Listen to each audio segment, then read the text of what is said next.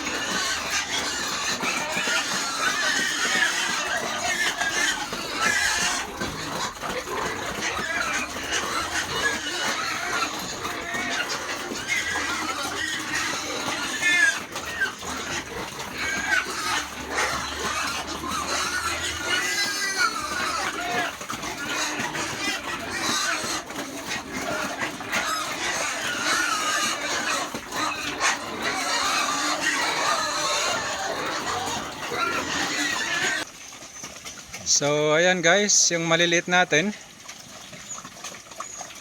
medyo malulusog na rin sila.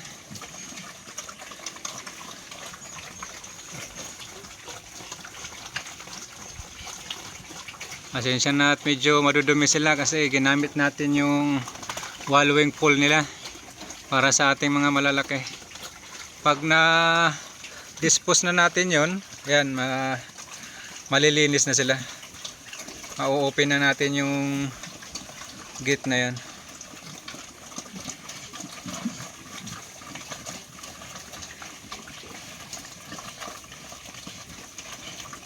So pag natapos tayo magpakain sa kanila, magdadagdag na rin tayo ng ipa dito. Kasi baba na naman.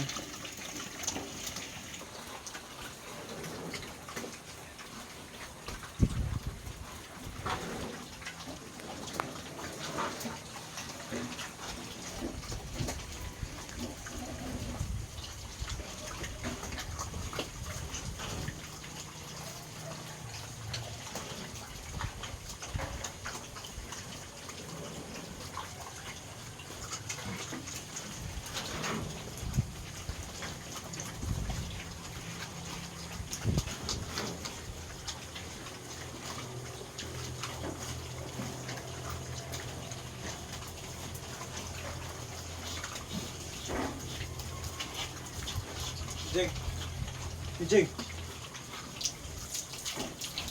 So, ayan mga ka-farmers, tahimik na sila. Ang lalaki na nila mga ka-farmers. Naghihintay na lang tayo ng buyer sa kanila. And then ready to sold na. Medyo mahina ang buyers ngayon dito sa amin bumisita kasi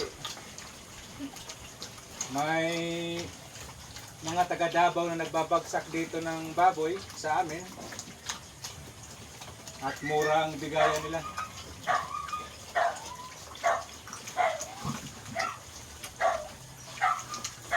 So tapos na tayo dito magpakain, magdadagdag naman tayo doon ng biddings sa ating ipa at ang laki na nang ibinaba.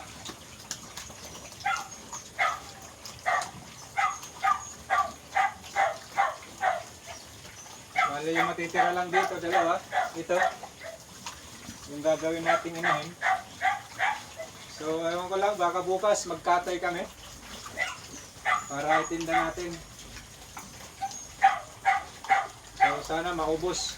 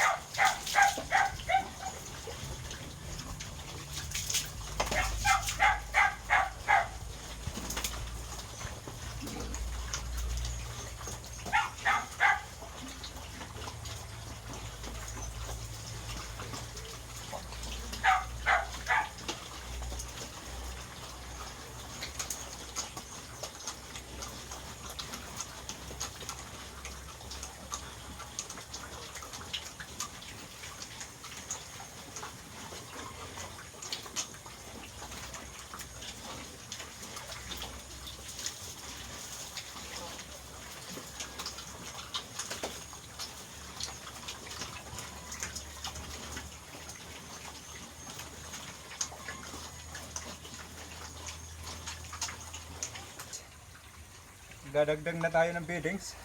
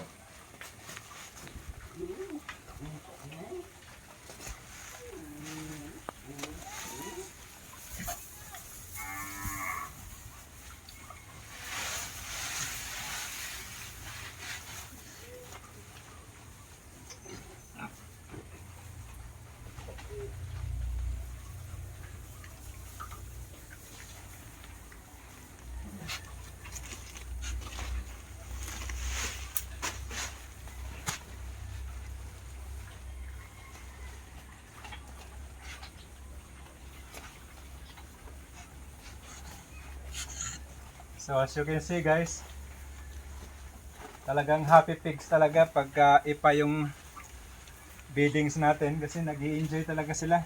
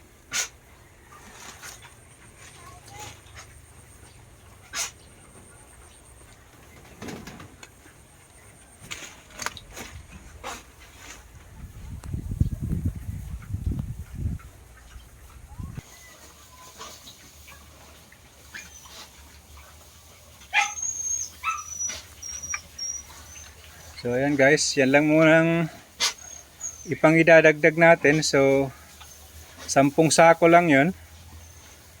May natitira pa ako doon mga 5 sako. Maybe after 4 days, 5 days, ilalagay na naman natin ulit.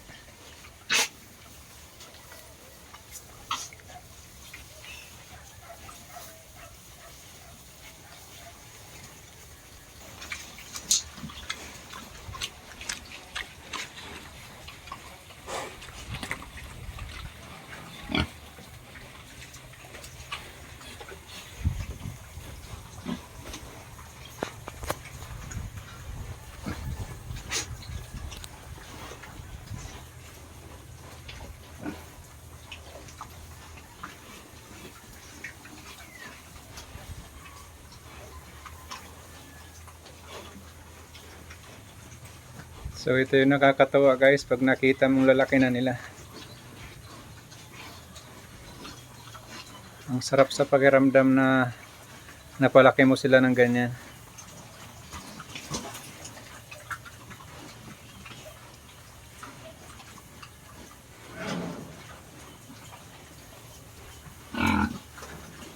So that's it for today's videos mga ka-farmers.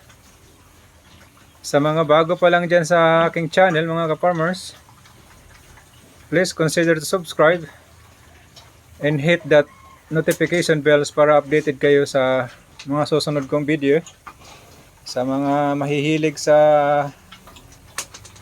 pagbababoyan, sa baboy, sana mag-enjoy kayo sa mga videong aking ina-upload. Have a nice day guys. God bless.